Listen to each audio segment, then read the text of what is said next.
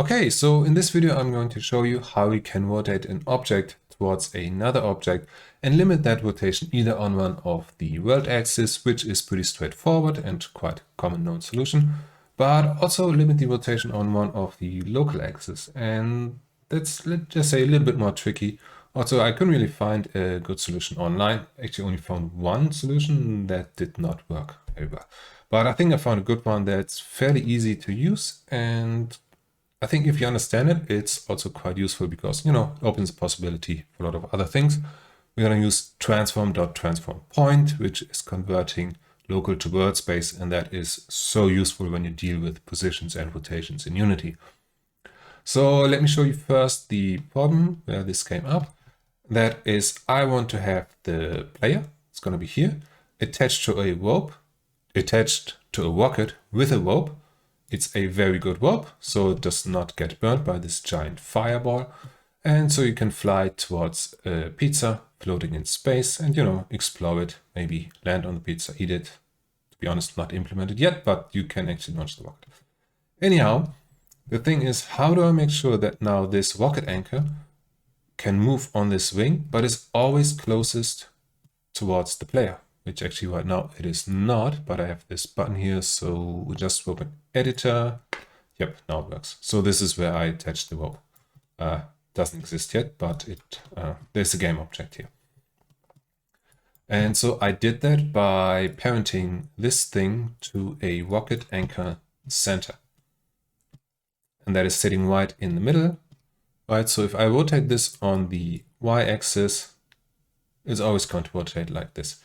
So what I have to do now is I have to make sure that I'm always pointing towards the player with the z-axis, but make sure that the y-axis always keeps up. And again, if you use world position, that is fairly easy, but of course, this is a pretty action-loaded rocket game, I like to think.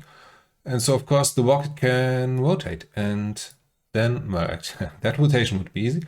But it can also rotate like this, right? And then the idea is it still has to find the closest position. That might not look like it is, but if you can see here, sometimes it feels a bit like, is it off? But no. And especially when you play the game, you can tell this is like the closest it can point towards this point here. Okay, let's look at the scripts. Okay, first of all, if all you want to do is lock rotation on a global axis, that's fairly straightforward. And it's also the same principle I'm going to use for the local one. So let me explain that real quick. You have a target transform, and you want to use Transform.LookAt towards this target transform. Right? LookAt can either take a transform or you can directly pass in a world position. And if you pass in a transform, it basically, I'm pretty sure it just grabs that world position and then calls LookAt with the world position. And instead of passing that in directly, all you do is, okay, let's grab that position and let's just pretend it's on the same height as the thing that we're going to rotate. And that means if you make it the same height, then you would only rotate on the y-axis, right? The green axis pointing up. So you just say adjust the target position. I know it's a long name. There will be a little bit of a rant here when we get to this about clear names. So you make a new vector 3 and you pass in target transform.position.x. And then the thing that's rotating, you take this y position and then the target transform position.c. And then you just look at that position.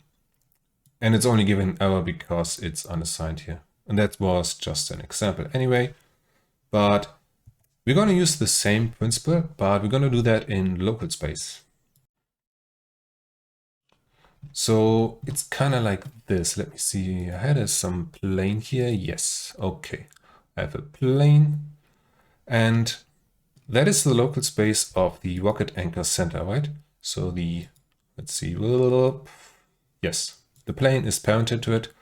So you kind of have to imagine this. This is the local space of the rocket anchor center. And a position is always at 0, 0, 0 of its own local space. So whatever I have here, right, this would be the local space. And if I set this to 0, 0, 0, it would be right in the center.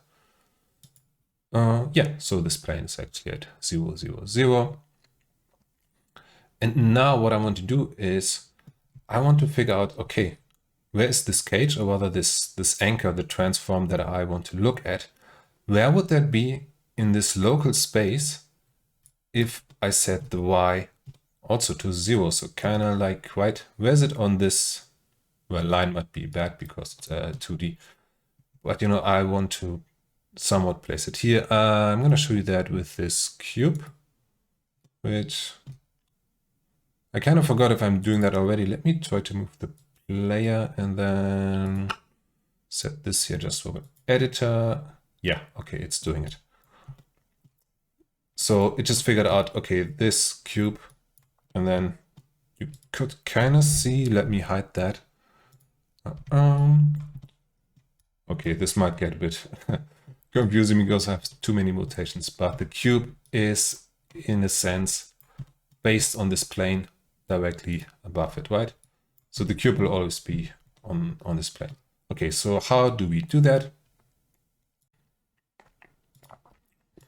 We use this not very well named, in my opinion, inverse transform point, which is really just a world position converting it to a local position. So we're gonna say we make a vector 3 and we see, okay, where would that cage be in local position? Because all we have is the world position, but we want to say, what if this were actually a child of the rocket anchor center? Then what would the local position be like? And so we can pass in a transform, rocket anchor center, when we call inverse transform point on that, and we pass in this world position, right? Transform.position will always give you the world position. And rope anchor cage, that's the thing we want to look at. And then we kind of do what we did here above with the world axis. We're going to convert it to, no, so we're not going to convert it. We're going to set the y to 0. This is just an extension method that I wrote based on a Jason Wyman tutorial. If you look up Jason Wyman, I guess everyone should know that channel anyway. Has one on extension methods. He gave this example, which is really easy.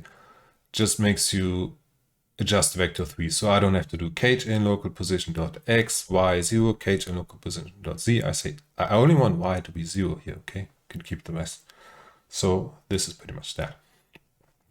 And so now we set it on this y, and this is also here where I say cage in local position.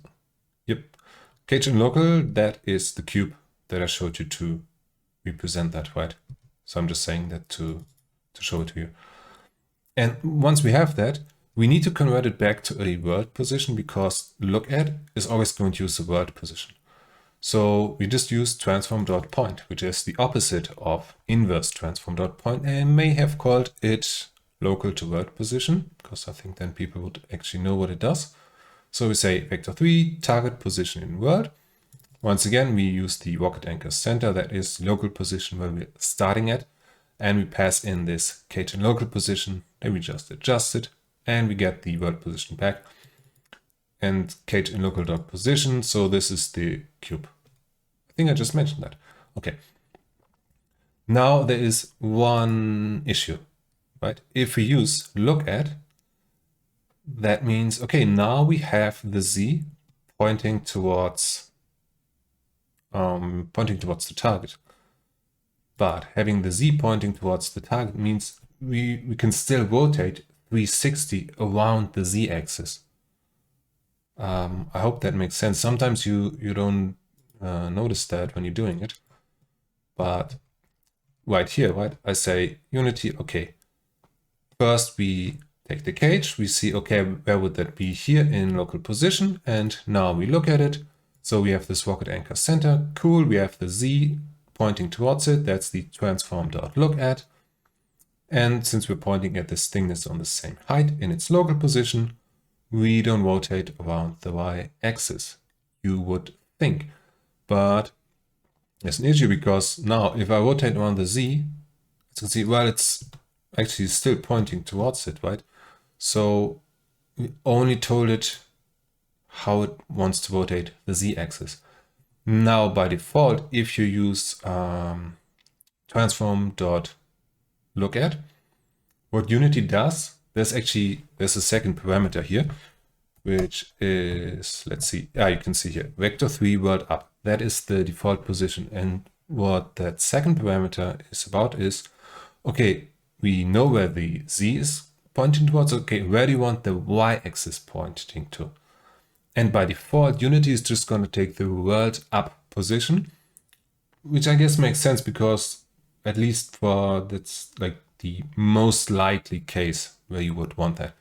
But that doesn't work when you have a rocket that's going to rotate in all kinds of directions. I don't want to rotate this thing towards the y-axis. Now there are two ways around that. The first one is, and it's working, but man, local Euler angles are freaking vicious. And this is why I'm using two different methods. So you can just say, okay, we got look at, and now we are rotating towards that. Oops. Okay, I just take the rotation of this thing and I say, well, don't rotate on the x, don't rotate on the y.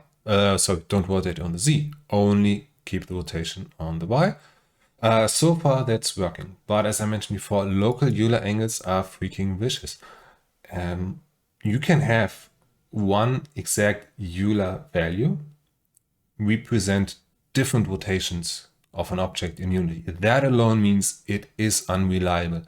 And as you might know, Unity uses quaternions internally. So this local Euler angles, there's always a chance that something goes wrong.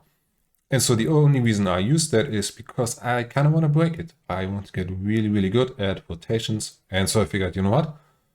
I just use this while I'm testing the game, and maybe I find like a combination of rotations where this actually breaks, and then I can investigate and hopefully understand a bit more. So you don't have to use that. It works for now, and I haven't managed to break it. Another way you can do is you say transform.LookAt. Once again, we give it the target we calculated. And for the up, we just use a different transform called rocket up. And we say, okay, I want the rocket anchor center up to be whatever this transform up is. And then obviously I have this thing is not parented, very important. Do not parent it to the rocket anchor center, because then it would rotate with it, but it just parented to a part of the rocket, the same one here. So right, if I rotate the rocket, this rocket up is always going to stay up. And now the rocket anchor center, it does its thing. It's like, okay, I point this one towards the cube. And then it notices, oh, yeah, let's not do some crazy rotation around the z-axis. Let's just use that one as a reference. And whoops, is it actually, it's a little bit different. Let's see. Rocket up, I changed something. Yeah, okay. Let's see, rocket up and rotation adjustment. Okay, see, they're now pointing the same because it used this one as a reference. And then, yeah, I think this is working quite nicely. Let's see if I adjust the cage. I have to disable the cage movement. That moves the cage, so I can move it freely. Right, you can move it like this, a bit like this, like this. But of course, you can also rotate the entire rocket. Well, okay, that's obviously not going to change a lot. But also like this. And I hope you can see this anchor thing. Maybe let's go crazy. Yeah, I tend to do gimbal lock a lot. That's just a thing I like to do. And you can see always right pointing towards that. And you can also see the cube represents, I forgot to parent this thing. Okay. Yeah, anyhow, I forgot to parent a lot of things. Okay.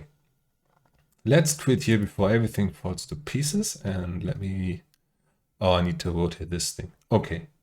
Yeah, I hope you learned something. If you have any questions, please let me know. I really hope that wasn't too confusing, but yeah, it transforms and rotation, all this thing, it can be a bit annoying in Unity. But I think if you learn it step by step and just play around with it a lot, then eventually it makes sense. And then you can fairly easily say, you know what, I want this to rotate like this, not this axis, and adjust it by this. And basically you can do anything you want in rotations and have full control over them. Okay, thanks for watching and goodbye.